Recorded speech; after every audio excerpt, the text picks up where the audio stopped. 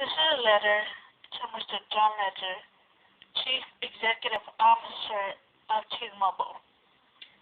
Mr. Ledger, for the past 11 months, I have experienced unusable and unacceptable service from T-Mobile.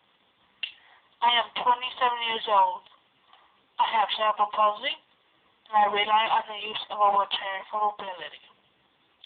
I entered into a contract with T-Mobile in May 2012. Since September 2012, T-Mobile has continuously violated the terms and agreements of my contract. The contract was related to the purchase of a MyTouch smartphone. It was purchased for over $400 and required monthly payments of $16.61 a month plus tax. The phone immediately became defective and would not work unless it was plugged into a power source. Consequently, the phone was not available when it was needed the most. For example, each time I use the bathroom, I am at risk of falling. I called T-Mobile and explained my situation to T-Mobile representatives. I was sent two more unusable MyTouch phones with the same problems. Those two were returned. In September 2012, representatives advised me they would send me a better phone that did not have the issues associated with the prior MyTouch phones. Much to my dismay, I received a double play model that, according to the T-Mobile website, has been discontinued in September 2012.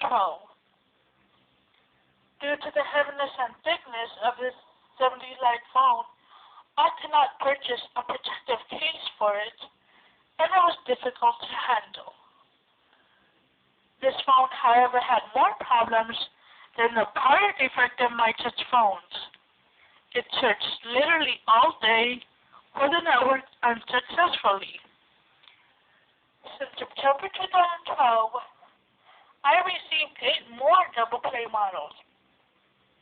They were unusable. During this time, I spoke with numerous representatives and explained to them the problems I encountered with the phone.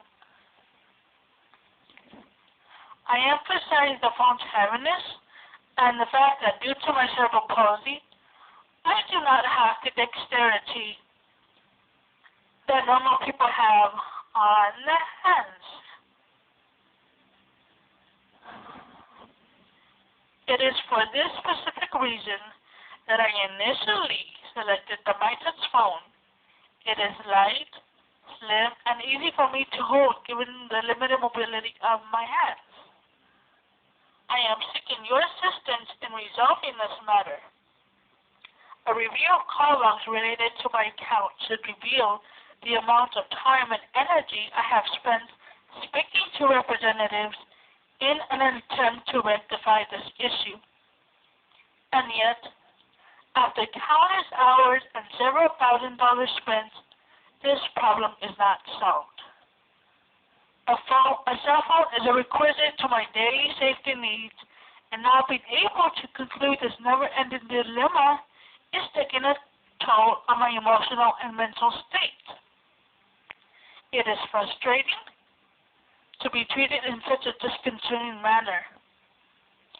At one point, I was threatened with a $1,200 charge for 2 phones I returned to T-Mobile. After spending more time and energy obtaining a UPS proof of delivery, the phones were located by T-Mobile. Allegedly, they were later discovered misplaced in a T-Mobile warehouse.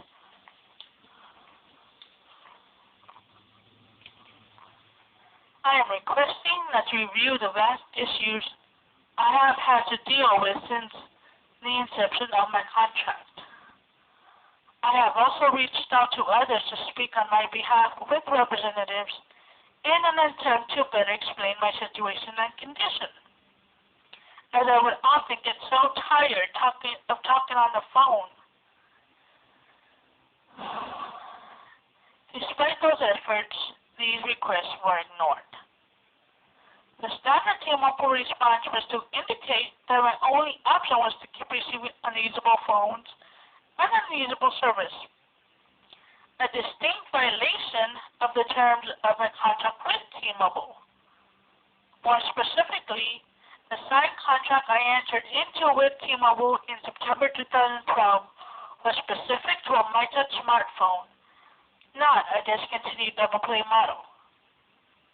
At one point, the validity of my contract was questioned, and I was instructed to take the contract to a local T-Mobile store where it could be verified by the store manager.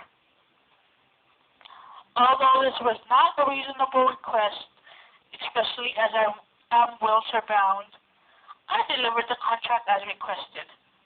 So did to the manager, and confirmed that my contract did indeed exist.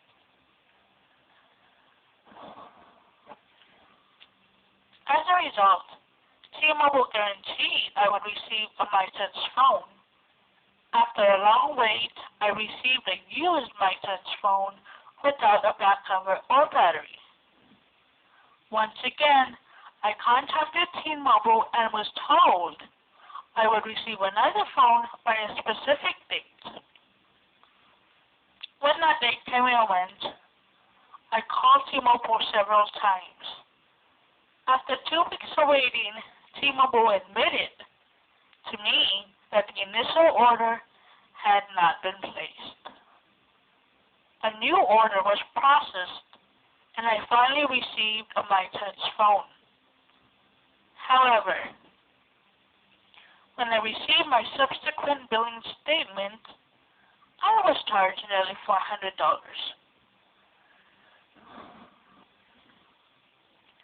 During the month of April, I have engaged in almost daily conversations with representatives of T-Mobile about removing the illegal overcharges. They agreed to remove the charges within 24 hours, but that did not occur. This again caused extreme frustration at the possibility that my account would indicate a delinquent status when in fact it was not. At this time, I utilized the T-Mobile website to plead my case. I requested that T-Mobile provide sensitivity training to the representatives on how to deal with handicapped persons such as myself. They declined that request. I also requested via the website that a signal booster be sent to my home due to the continued sporadic service that places me at risk as a handicapped young woman. T-Force declined that request. In addition to all the service-related failures I experienced over the past 11 months, T-Mobile continued to charge me despite the fact that I did not have the phone or the service I initially agreed to. And although T-Force declined my signal booster request, I made several attempts to compromise with T-Mobile. I requested credit for the defunct period of service time, and my request was denied. Instead, a frivolous late charge fee was placed on my account the very next day. Ultimately, I was offered a monthly credit of $10 for 6 months. Again, that credit did not take effect as promised and prompted more phone calls and more time wasted. I again pleaded for a signal booster, and T-Mobile finally agreed I was correct in my request. Sadly, this could have been acknowledged 11 months ago. Avoiding the emotional roller coaster and high level of stress I experienced during this period, I have been contacted by several handicapped individuals who have expressed to me that they have received the same treatment by T-Mobile representatives and T-Force agents who display a much higher level of insensitivity than T-Mobile representatives. The level of customer service and concern demonstrated by these representatives and agents has been disappointingly poor. It appears evident that they have not received proper training in dealing with customers with disabilities. I objected to the following notices on the email to T-Force, which stated the following. This email and any attachments are the exclusive property of T-Mobile USA and may contain privileged or confidential information. Any publication, dissemination, forwarding, or copying is strictly prohibited and may be unlawful. I clearly objected, and I asked them to remove this notice from my emails because I was not ready to give up my rights and my freedom of speech to copy and gather evidence and discuss my case with whom I wished. Once again, they admitted that I was right and removed that section from my email. On April 18th, I was promised by a T-Mobile representative that I was going to get a signal booster when they became available at the end of the summer. In the meantime, I was going to get $10 credit every month until I received a signal booster. They promised to call me every month to update me about my order about the signal booster on 7/6/2013. They never called me. I spoke to a representative and she informed me that on the 11th of June there was an entry that the signal booster was not going to be available until further notice. T-Mobile never called me to inform me about the drastic change. They deceived me once again. All this month waiting for my issues with T-Mobile to be resolved, and that never happened.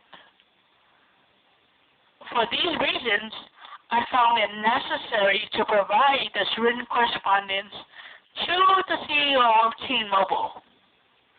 It is imperative that you are aware of this manner in which customers, particularly those with disabilities, are being improperly treated. It is unfathomable to imagine that a person with cerebral palsy had to waste without dozens of hours speaking to T-Mobile representatives and still not being able to resolve service and quality-related issues.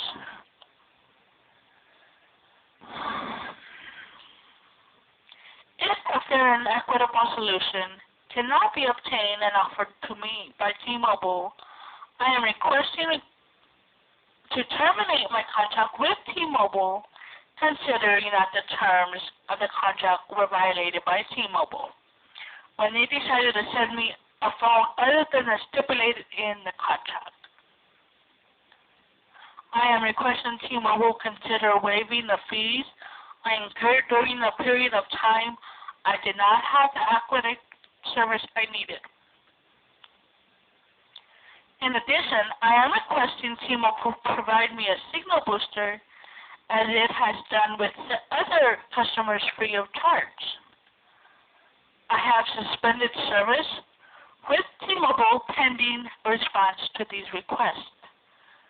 Provided that it is within a reasonable amount of time, I will delay seeking other service and legal-related options. Cordially, Denise Ojeda.